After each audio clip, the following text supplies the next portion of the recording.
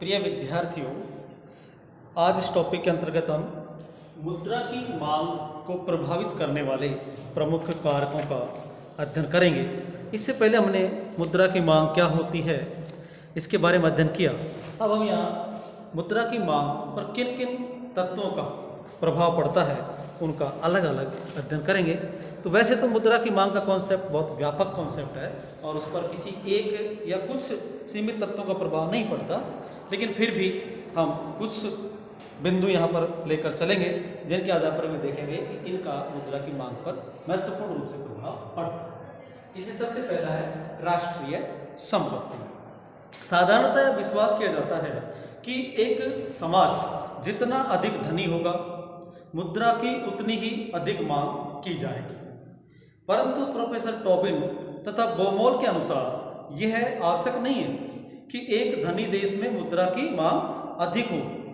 लोग अपनी संपत्ति को मुद्रा के रूप में रखकर उसे अल्पकालीन बिलों, ट्रेजरी बिलों, बचत खातों में रखना पसंद कर सकते हैं। इससे उन्हें आय की प्राप्ति होगी। इसलिए ऐसी स्थिति में मुद्रा की मांग अधिक होने के बजाय कम हो जाती है। तो इस प्रकार से किसी देश की जो राष्ट्रीय संपत्ति है या व्यक्ति की जो अपनी संपत्ति है उस पर मुद्रा की मांग निर्भर करती है।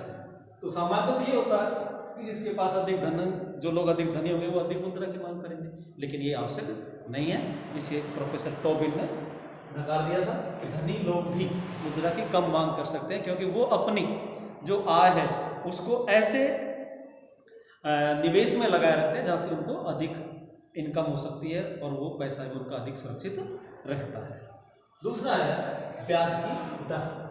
जैसा कि हमने कीन्स द्वारा सट्टा उद्देश्य के लिए जो मुद्रा की मांग की जाती है उसमें ब्याज की दर का प्रभाव सबसे अधिक पड़ता है, लेकिन साधारणतः ये कहा जाता है कि ब्याज दर तथा मुद्रा की मांग में विपरीत संबंध होता है।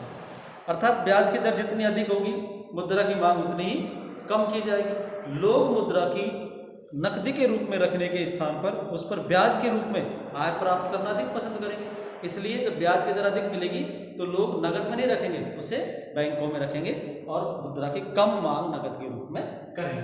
तो ब्याज की दर का भी मुद्रा की मांग पर प्रभाव पड़ता है। तीसरा है साख की उपलब्धता।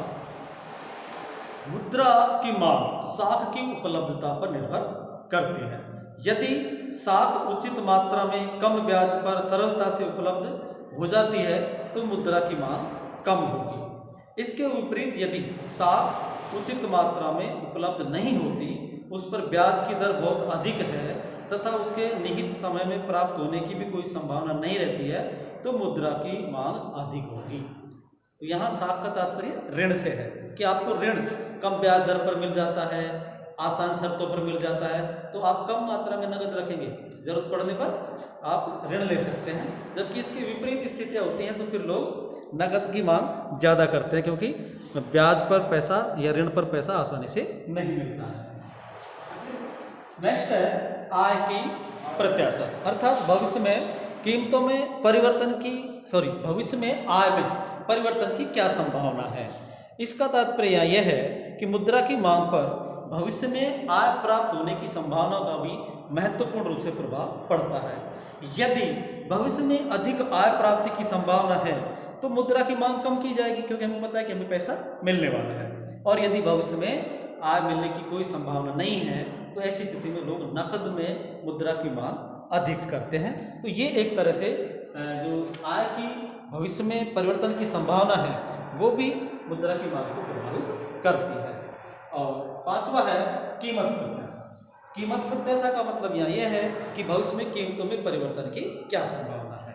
सामान्य सी बात है कि जब हमें पता है कि आने वाले समय में सामान्य वस्तुओं की कीमतें बहुत अधिक बढ़ने वाली हैं तो उस पर हमें अधिक पैसा खर्च करना पड़ेगा, इसलिए लोग मुद्रा की अधिक मांग करेंगे। और यदि कीमतों में कमी की संभावना है तो लोग मुद्रा की कम मांग करेंगे। इस प्रकार से कीमत प्रत्याशा भी मुद्रा की मांग को प्रभावित करती है।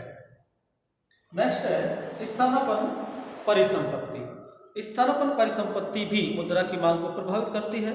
मुद्रा की मांग पर दूसरी जो परिसंपत्तियों की प्रकृति का भी प्रभाव पड़ता है। यदि मुद्रा बाजार में अधिक तरल परिसंपत्तियां जिनकी जोखिम भी कम होती है उपलब्ध हैं तो मुद्रा की मांग कम होगी। इसके विपरीत यदि मुद्रा बाजार में उपलब्ध परिसंपत्तियों में तरलता कम है तो उनमें जोखिम भी अधिक है, तो मुद्रा की मांग अधिक होगी। लोग अपने धन को परिसंपत्तियों के स्थान पर मुद्रा के रूप में ही रखना पसंद करते हैं। परिसंपत्तियों का तात्पर्य यहाँ ऐसी सुविधाओं से है, ऐसी सेवाओं से है जिन्हें हम तत्काल नकदी के रूप में परिवर्तित कर सकते हैं। जैसे विभिन्न प्रकार के ऋण पत्र सरकार द्वारा उपलब्ध कराए जाते हैं, विकास पत्र उपलब्ध कराए जाते हैं, और कुछ इस तरह की और संपत्तियां होती हैं जिन्हें आप तत्काल बाजार में बेचकर उसे नकदी में परिवर्तित कर सकते हो। यदि मुद्रा बाजार में ऐसी परिसंपत्ति उपलब्ध है तो फिर आप ज़्यादा पैसा नकद नहीं रखोगे, परिसंपत्तियों में लगा कर रखोगे। और यदि ऐसी परिसंपत्ति उपलब्ध नहीं है तो फिर क्या करेंगे, हम अधिक से अधिक पैसा अपने पास नकद में रखना चाहेंगे और उससे मुद्रा की मांग उसमें वृद्धि हो जाती है।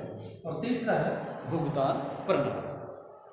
भुगतान प्रणाली का तात्पर्य यहाँ इस बात से है कि आपको वस्तुओं और सेवाओं के जो सौदे किए जाते हैं उनका भुगतान किस तरह से किया जाता है।